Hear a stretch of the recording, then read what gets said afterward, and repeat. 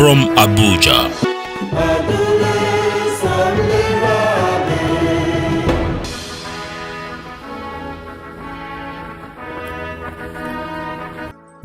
Hello, thank you for being a part of our show. We appreciate you. I'm Magnus Kpakol, and this is Magnus Kpakol GVA. As always, it's all about how we can raise the level of living. That's what it's all about. In view today, politics and the minimum wage issue. It appears Nigerians are willing to settle for a minimum wage of 30,000 naira per month, an amount of just a little over $80. First, is this good enough for the lowest paid worker in this new era of globalization? Second, is it possible that state governments and most business entities can pay this amount on a sustainable basis? And in the end, what principles should govern any minimum wage determination in Nigeria? To discuss this, we have with us Professor Uche Uwaleke of Nasarawa State University. But before this, in our hidden economics, talk before you marry him.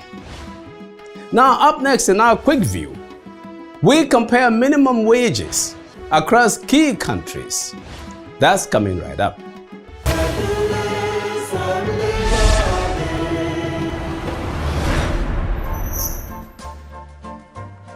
A minimum wage is the lowest amount of payment for work done that employers can legally pay their workers. It is in essence the price floor below which workers may not sell their labor. As we all know, differences of opinion exist about the advantages and disadvantages of a minimum wage. Supporters of the minimum wage argue that it boosts increases in the standard of living of workers and also reduces poverty and inequality. In contrast, opponents say that it increases unemployment and that it is damaging to business and social welfare. In this connection, which of the following key countries has the lowest minimum wage? France, Germany, United Kingdom, and the United States of America. Which of the following key African countries has the lowest minimum wage? Ghana, Kenya, Nigeria, or Zambia? Still in view, Professor Uwaleke to discuss the minimum wage issue in a season of politics. Don't go away.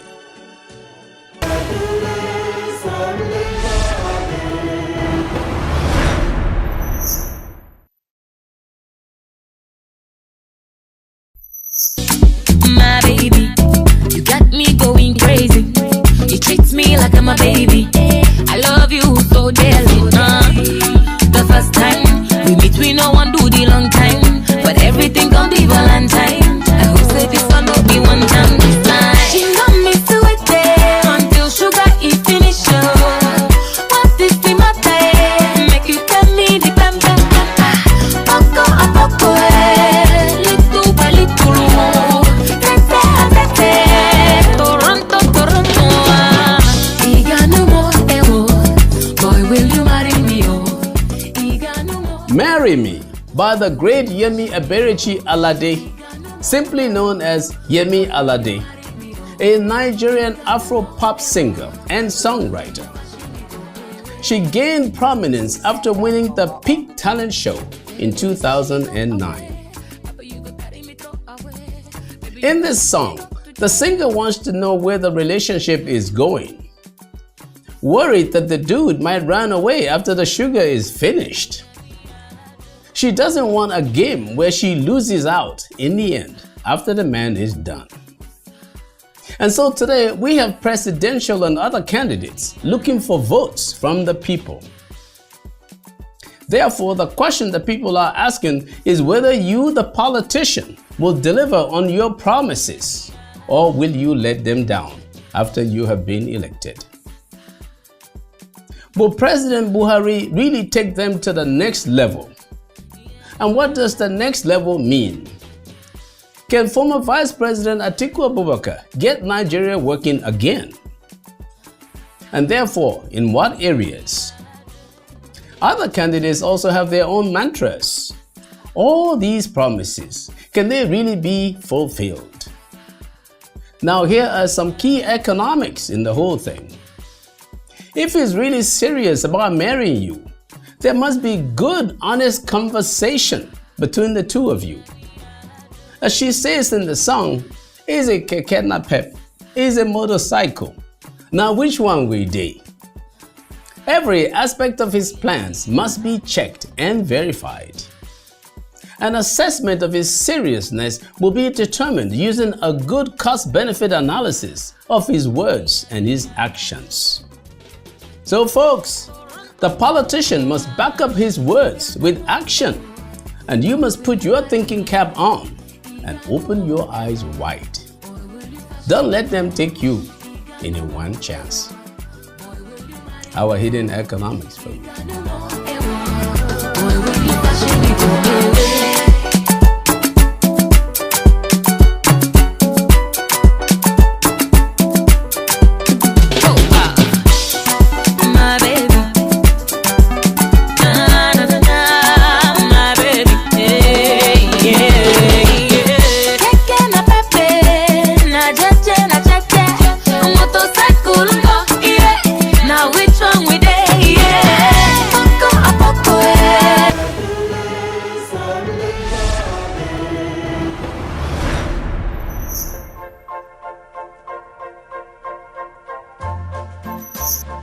Before we start our discussion, here are our quick view answers.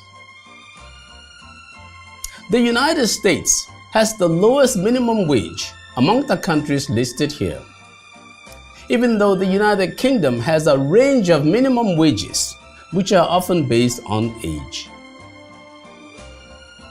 Among the African countries listed here, Ghana has the lowest minimum wage at about $48 a month. Nigeria's minimum wage at 18,000 naira is about $50 a month, much lower than the nearly $115 a month wage rate in 2010, before the naira began to weaken considerably. For comments, adverts, and sponsorship, please see our information displayed on the screen. So the government and labor have ostensibly agreed to a 30,000 naira minimum wage. Even so, we still hear that many state governments are grumbling, saying they will be unable to pay such a remuneration to their least paid workers. Note that the 30,000 naira minimum wage is just about 50 cents. That is half a dollar per hour, a rather pitiful wage rate. Could it have been even more pitiful if it wasn't negotiated in an election year? To discuss this and more, we have Professor Uche Owaleke. Uche Owaleke is Professor of Finance and Capital Markets at Nasarawa State University. Please join us in our discussion with Professor Uche Owaleke.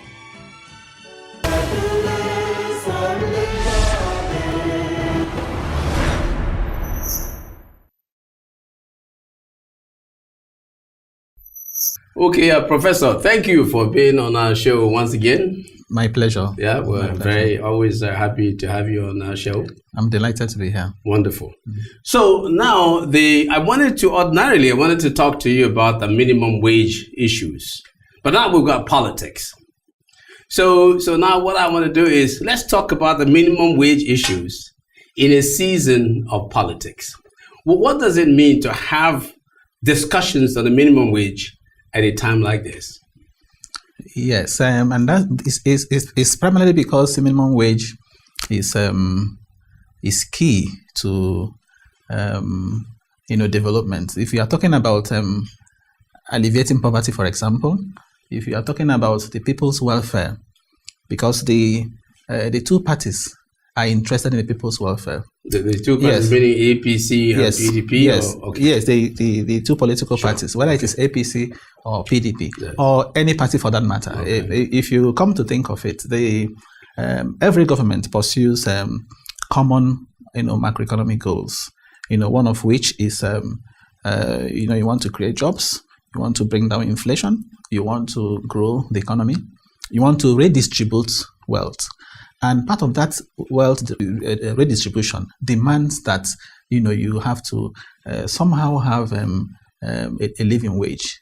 Okay? And you will agree with me that the present minimum wage has not kept pace with the cost of living.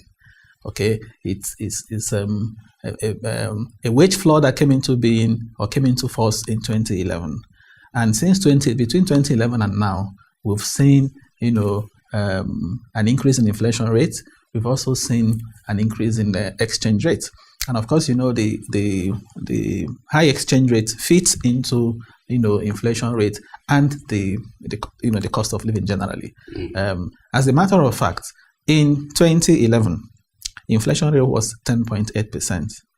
By 2016, the average had gone, to as high as 16.7%. Yes.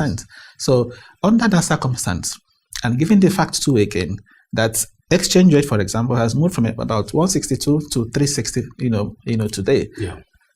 What that means is that the 18,000 minimum wage, has become,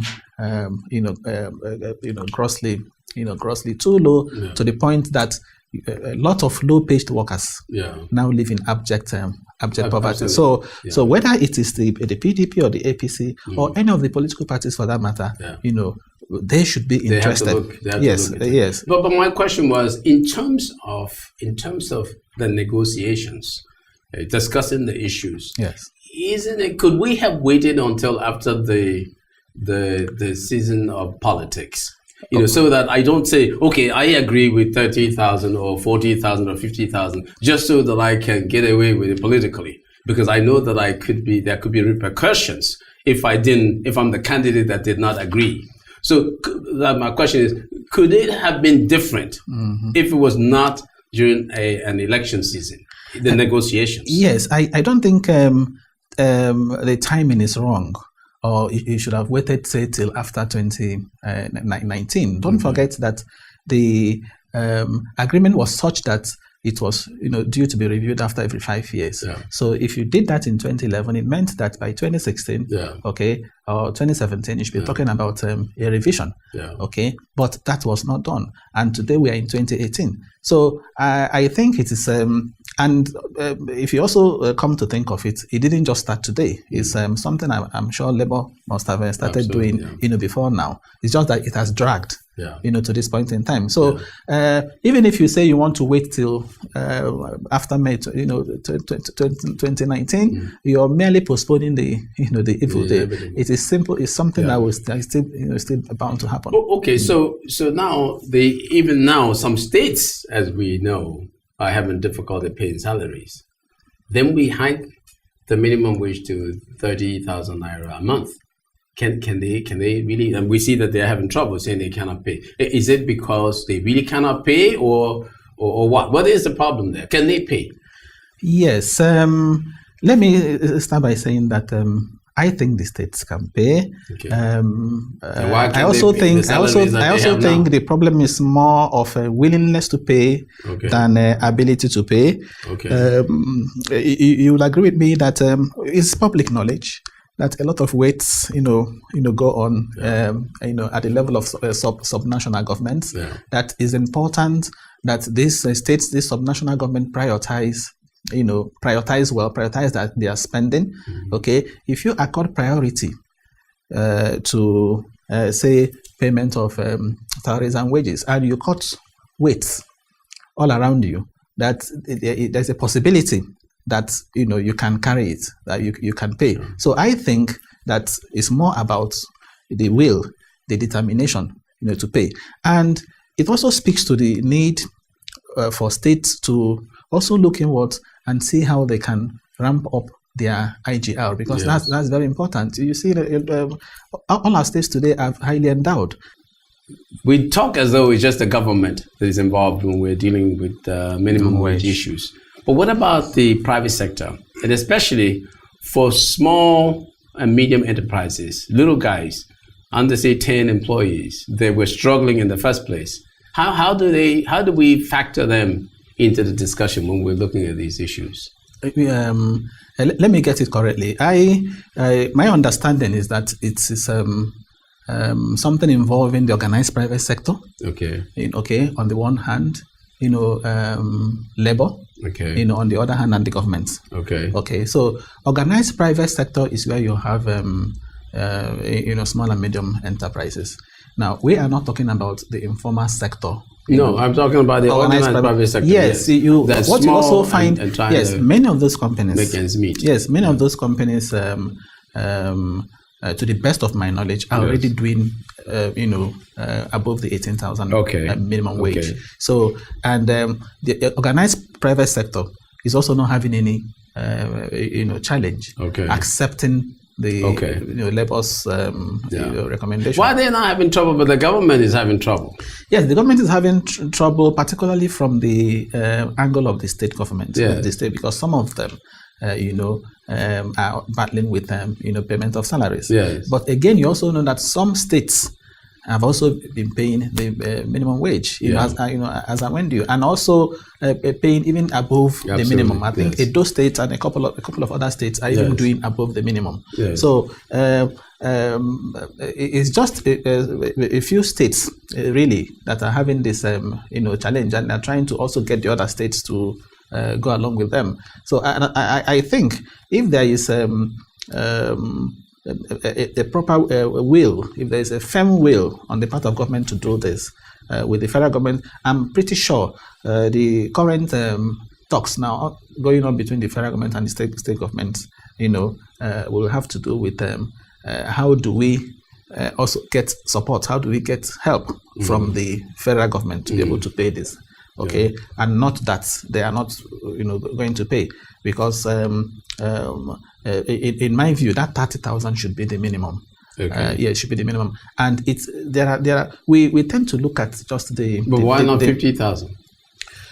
Yes. 40,000. I mean, how did we get? No, they arrived at 30,000, and I am thinking that 30,000 should be the floor. Really. Okay. Right. In 2011, it moved from 7,500 to 18,000. Yes. Okay. Did it create inflation then?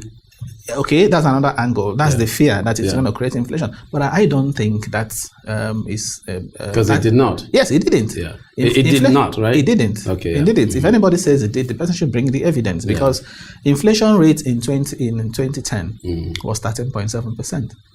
By 2011, when the minimum wage came into force, it dropped. It actually dropped to 10.8% and continued to drop up to 2015 when we had 9% as in a single digit. The only time inflation shot up again was in 2016 to 15.7 on the average. And that was not because of the minimum wage. The minimum wage had already been on for some time. It was more because of the increase in fuel price. The supply side issues. Exactly, in 2016, as well as the increase in electricity tariffs. Okay. So if you look at the National Bureau of Statistics reports, various quarters, it is clear that inflation in Nigeria is more of a cost push thing than demand pull. Yeah. Okay. Which means what? What does that mean? It is these structural factors. Because I want when you cost say push. Yes. The high cost of transport, for example, high cost of energy, high cost of fuel, high cost of electricity. Okay. These are the factors, the key drivers of inflation in this country. And not demand pull. It's not demand pull. Yes. What is the demand pull? The demand pull means, in simple economics, elementary economics, too much money chasing, too few goods. You have too much money in the hands of the. A lot of people will tell you today, a lot of workers, there isn't money in their pockets. Yeah, they don't have enough in their pockets. They don't have enough in their pockets. So that can be the problem. Exactly. So aggregate demand is weak.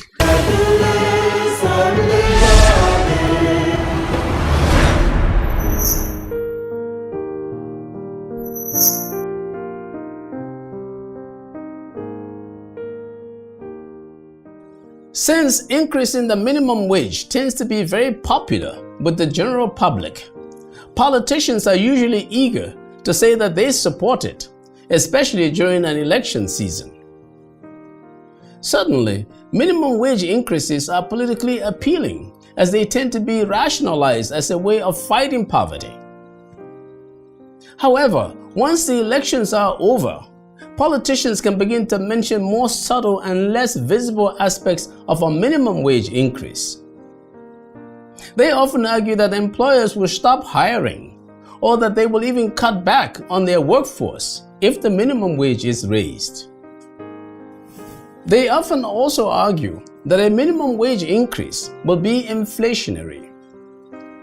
However, as Professor Waleke has said, the recent evidence in Nigeria did not suggest that any inflationary pressure started after Nigeria's recent minimum wage increase in 2010. The inflation rate, which was about 13.7% in 2010, actually dropped to 10.8% in 2011. Okay, there was a small and unrelated spike in 2012, but inflation subsequently stayed well below 10% until 2016, when it climbed to 15.7% as the recession started to bite. So for those wanting to use an inflation argument in Nigeria at this time, you may well be on your own.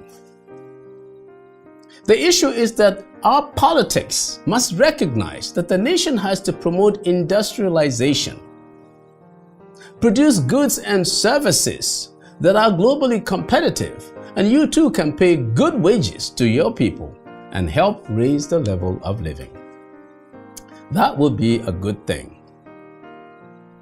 With due respect to other presidential candidates, let me look at the two major political parties. Thankfully, President Muhammadu Buhari and his ruling APC want to take Nigeria to the next level. I hope that means a next level of low inflation and much stronger economic growth rates.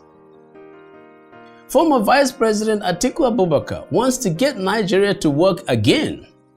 I hope that means a spectacular improvement over the 0.62% real GDP growth rate of the past 3 years. I hope it also means that a recession will not return anytime soon. For both of them, I hope it all means a higher level of income for everyone. South Korea pays its lowest workers nearly $1,200 per month. Nigeria now pays a measly $50 a month. Well, we have to work harder. We can do better than that. I'm Magnus Kpakol, and that's my view.